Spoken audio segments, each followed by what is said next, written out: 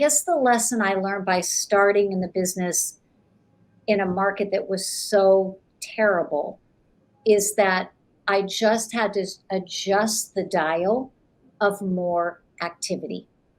If I would make more calls, have more conversations, meet more people on any day that I did not have an appointment, make sure I got in front of one or two people, knocking on the door of an expired or visiting with a vendor who could give me referrals. If I just cranked up the activity, I could fill the void, right? If there's 40% less listings, but I do 40% more to hunt them, I can close that gap.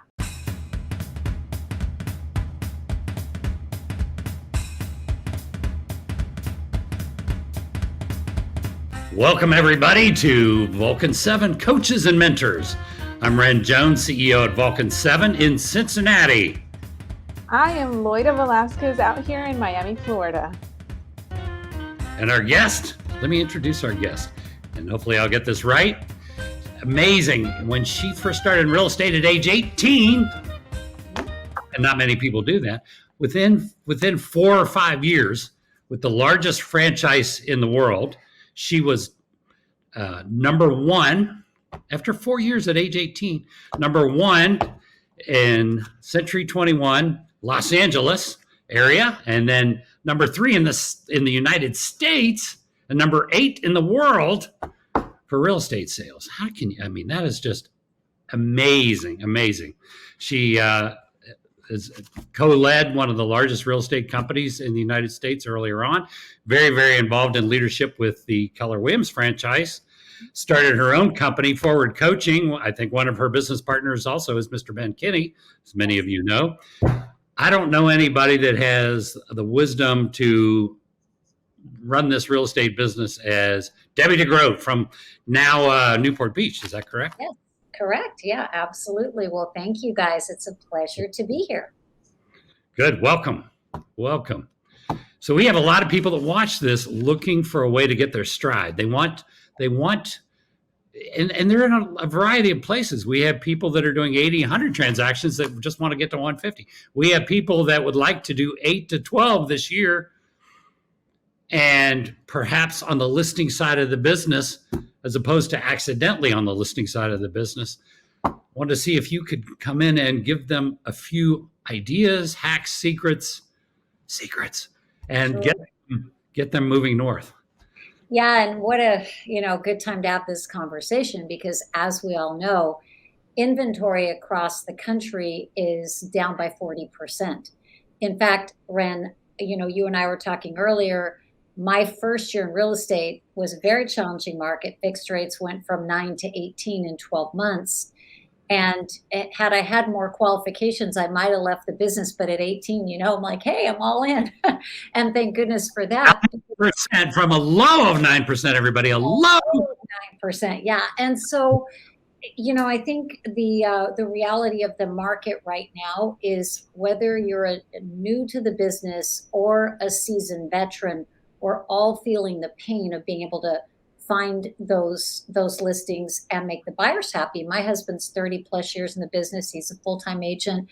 My daughters are licensed. So we are all in. We are a real estate family. So I get it. And I think when I was thinking about what could I share that would be the most helpful, and again, this goes across every level of production. As I travel around the country and have the opportunity in a year to be in front of thousands of great agents, and Ren, I've been 16 years selling, 22 years coaching or running coaching companies. I've well past 100,000 private coaching sessions. So I have a pretty good insight to what agents say is their challenge. And one of the challenges is they will often have 1 or 2 things that they do very well, that many of you do very well to get your business. And yet when a market becomes stressed, it's not enough, right? I think of it like, a wheel has multiple spokes and it rolls along nicely. But if you lose a few of those spokes, it's a pretty bumpy ride. So my advice would be take those things you do well and do a deep dive into those and say, okay, well, but where are the gaps? So I'll give you an example, Ren. I always tease the audience when I'm speaking on stage that I can always find a gap. If they tell me they do something so well, I can find a gap. And I take on the challenge for somebody to come up and test me. And a great guy here in Irvine, Fred, said, he jumped up on stage. He said, you won't find a gap in my process of working my past clients in Sphere. And I'll tell you what, everyone, he started going through all the things he did to work his past clients in Sphere, and it was impressive and very complete. And I actually had that moment of, oh, maybe I won't find a gap. And then at the end of it, I said, wait, Fred, but I didn't hear you say that you called them. Oh, yeah, that's the one thing I need to do, I don't do. So there's always a gap. And I always tell clients, that's the bad news, but it's also the good news, because that means you still have hope to squeeze a little bit more out of your areas of specialty. But then I can pretty much promise you that right now in this market, that still will not be enough. And that's why then you want to add a third, a fourth, a fifth lead generation lever. What are you finding are common ones to add? Well, everyone's talking right now about finding the must move sellers. And that sounds wonderful. It maybe isn't as easy as it sounds, but there are some logical things. Our clients here at Forward are truly some of the best in North America, and they're really looking at some of the niches that maybe we pushed aside when the market was busier, things like divorce, because divorce filings statistically 21% will list the property within a year. So whether you're working with divorce attorneys or you're contacting people who have filed for divorce, which I probably wouldn't say, hey, I know you filed for divorce. Maybe that spouse doesn't know yet. But it could be just hey, we have buyers for your area. Would you like, to talk about an off-market sale or selling your home for the highest price possible? Absentee owners, many of our clients are working and targeting out-of-state absentee owners. We do work with a lot of luxury and resort markets, so it might look like that vacation home or Airbnb owner, or it might just be a regular rental. Right? Because you may have these absentee owners that are thinking, it's kind of a lot of trouble. I'm maybe a little tired of it. I don't know where the market's going. I could get my cash. So we encourage maybe a letter that says, if you'd like to sell your property to a buyer willing to pay a fair and reasonable price, potentially purchase as is, and maybe even accept the tenant you already have in place, please contact us. Because what do absentee owners want? Quick and easy sale, right? They don't want to deal with that. Notice of defaults. We have a great client here in Orange County, Robert Barksdale, Realty One Group agent. He is phenomenal at notice of default. And he actually goes out and knocks the doors and offers to help. If they can keep their home, great. He adds them to his nurture campaigns, help them in the future. But many right now have significant equity, but they're still in default. And he's helping them at the very last minute save those properties. So some markets have a few expireds and canceled starting to show up, which that's a favorite, right, Ren? Those expireds, those are awesome. A lot of fun, and they're doing just really well this year compared to last year. It's not quite as aggressive as last year, so it's stronger. Well, it is. And that was one of my biggest areas of opportunity was expired listings. And at one of the points in one of the more challenging markets, I think I listed something like 20 in 1 month. I only sold 13 of them because I probably overpriced the rest. Point being, though, what a great niche. And I actually learned to get a little better. I've noticed many of our luxury clients broke into the luxury market by working expired. So You guys have awesome, great tools for them to do that. I think the best on the And we planet. have absentee too, and we have NRDs too. That NODs, has everything. actually become standard with our service. Yeah, and I think that's the key. You've got to be smart. Like for an example, I said to someone the other day, they said, I'm doing, circle prospecting. You and I, Ren, used to call it cold calling, but I'm doing circle prospecting and I'm getting nothing. I'm making like 500, contacts. I'm getting nothing. And I said, well, are you looking at the area where you're calling? What is the turnover rate there right now? So they checked with their title rep. They came back, 'cause they were here in California. Title rep could run a filter. It was less than 1%. But only 15 minutes away was a pocket market where it was 13%. So wouldn't it make sense to be a little more strategic, even if you're going to cold knock or cold call and go to the areas that may not be as beautiful or as lovely, but they have actual turnover. Right. And in some of the states that you're working in, or in California anyway, you have title companies that will provide that. In the rest of the states, it's a little more difficult to figure that out, but you can figure it out. There are areas, like you say, that like in our city here, areas that if you're relocating in with, in our case, larger employers here in town, there are areas that they direct them to go to. And so every 3 or 4 or 5 years, people are in and out. Well, and you kind of know just by working the market.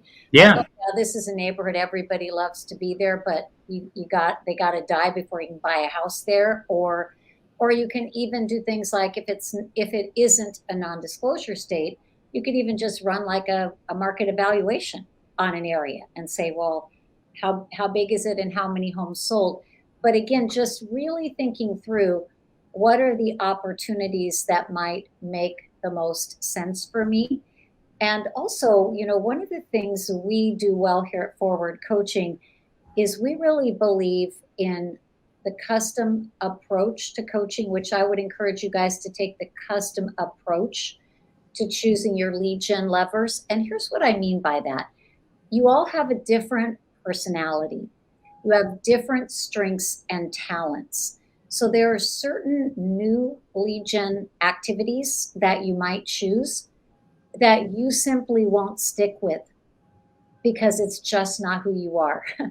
Or there are others you might choose, and while we all have to get uncomfortable doing things that are hard or different, they would be a fit for you. So Ren, for an example, someone who's a very high I personality, high influencer, they'd be so naturally suited to networking or even door knocking. But if you take someone super high C, super analytical, they would potentially be more comfortable working with those absentee owners.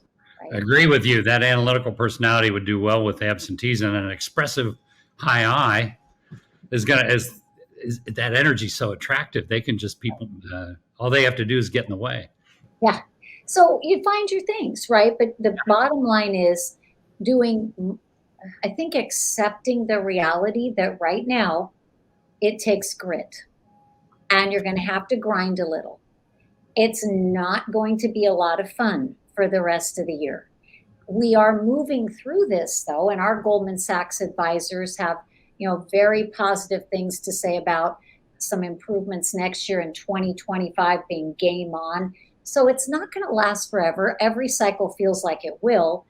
So whenever you're, watching this, we may be in a whole new ballgame because it changes every day. But I guess the lesson I learned by starting in the business in a market that was so terrible is that I just had to adjust the dial of more activity. If I would make more calls, have more conversations, meet more people on any day that I did not have an appointment, make sure I got in front of 1 or 2 people, knocking on the door of an expired or visiting with a vendor who could give me referrals. If I just cranked up the activity, I could fill the void, right? If there's 40% less listings, but I do 40% more to hunt them, I can close that gap. Right. The commission checks are bigger on the good news. Commission checks are a lot bigger than 3 years ago. Yet they're 25% less transactions this year. Right. The how should they structure their day? Because a lot of people in our business, alarm goes off, they get something to eat, and they just do whatever occurs to them. How would you have somebody newer in the game structure their day in blocks? Well, like a real job, Okay. I think now more than ever. I remember the first day I came to the real estate office at the age of 18 at 11:30. My broker said, "What are you doing?" I said, "I'm an independent contractor." He said, "No, if you work here, you will come to work at 8 a.m. And when my daughters got their licenses, I sit here at the corner, I could see the parking lot. I said, "Your car better be in those spots by 8 a.m." And so my advice would be approach it like a business day. Take your very important things that for your family, the things that you must do, your non-negotiables, and take those out of your calendar. And with what you have left, you structure in, as we've all heard a million times, get that lead generation and that lead follow-up time blocked. Does it have to be in the morning? No, it doesn't. However, your energy and focus is higher and less things to interrupt it. And my broker told me 3 hours on the phone in the morning.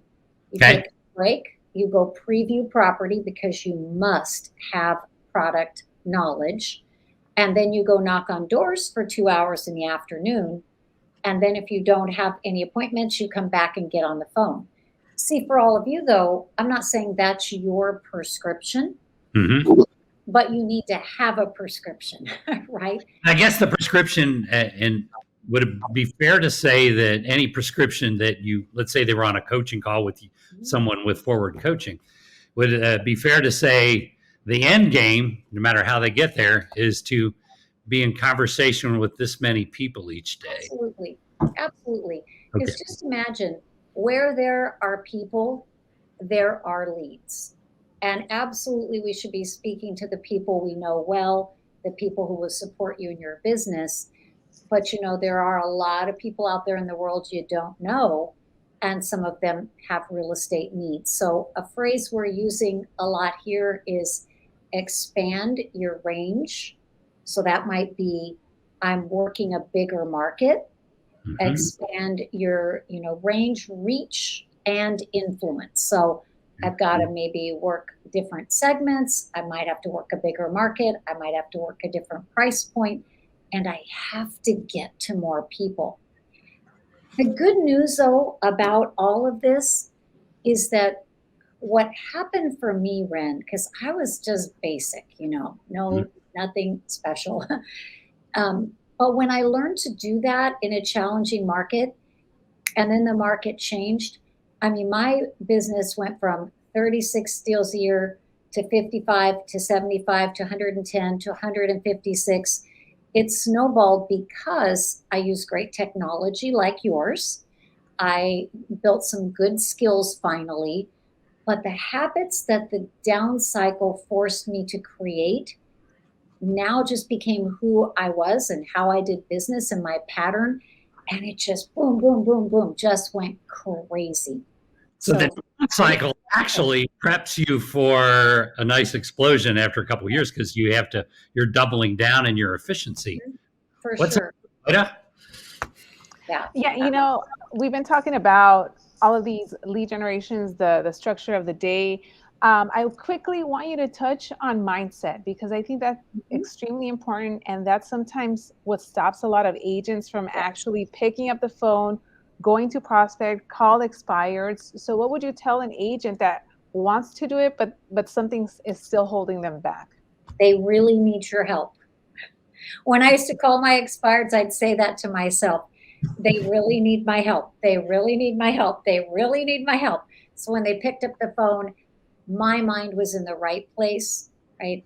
And someone said to me the other day, I'm so good when I get to the table, but I just don't like to prospect. And I said, but you realize that is 80% of the job. right? If you can't do that 80%, it's going to be hard to get to the table. And I think working on skill and scripts, knowing your market and being an expert at the properties and the data in your market, those things give you tremendous confidence. And when you really do believe in what you do and that it helps people, you're more willing to pick up that phone, right? And I think everyone watching here probably sincerely cares about helping people and being value and good, great service to their community. If they don't talk to you, they might get connected to someone else who's not going to help them, who's not going to take great care of them. But we got to cut the negative. Ren, you and I have talked about this for years. Don't watch so much news. Be careful who you're spending time with. Watch your own self-talk. Read great books. Every single one of us here today, every one of us has bad days. Every one of us has doubts and fears. It's just, when I see super salespeople, it's not that they don't have fears and worries. It's just how they manage themselves through that, right? So we need to reshuffle the deck, look at who our friends are, who we're associating with, how we're connecting with the outside world to shape our mindset. Because what is it? Crabs in a bucket, isn't that what they say? Yes, and that's a real thing. I actually went on YouTube to check that if all the crabs could get out of the bucket, but the other crabs pull them back. Someone said the other day, but what if I'm, married to someone negative? Should I divorce him? I said, I'm not telling you to divorce them. I'm just saying, don't talk business with them. Right? The coach told me to divorce you. Yeah, I'm not going to tell you that. The one thing, though, I said this to my daughters the other day. I said, this is still an industry that offers amazing and unlimited possibilities and opportunities. And, we all just need a little help. A coach, a mentor. My broker was an amazing mentor for me. We're always happy here at Forward to answer your questions. Even if you just want to email me, Debbie@forwardcoaching.com, and say, hey, I've got a random question, or do you have a script for this? Because Ren, I think we roll the same way that you have to pay it forward. You have to give back to this business. It's not all about just earning money from each other. So if you guys need my help, send me an email. Happy to help you. I like how you in that pay it forward. Yeah. Oh, I didn't even think about that. That was a total accident. I'm going to have to keep that, though. I think you need to keep that. Yeah, that's great. Anything else you want to share? Any events or anything else they need to know about? If you're watching this anytime before September 12th, we have twice a year a big annual Built How events. They are entrepreneurial conferences for the real estate industry, but we bring in amazing guest speakers, incredible panels, all topics covered: wealth building, taxes, market predictions for the year ahead. If you're watching this after September 12th, just go to builthow.com also, though, because you'll see the upcoming date of our next one. We do 2 a year. We have about 3,000 people attend, all brands, all types of productions from all parts of the country. So we'd love to see you all there. And Ren, I hope you're going to join us. And Loida, we got tickets waiting for you guys. Awesome. We're on our way. This has been a real treat, Debbie. And the best thing they could do is get involved. So reach out, Debbie@forwardcoaching.com, and we'll go from there. Have a great day. And thank you, all my clients. Thank you for Vulcan7. It changes their world. So thank you, guys. Good. All right. Bye-bye.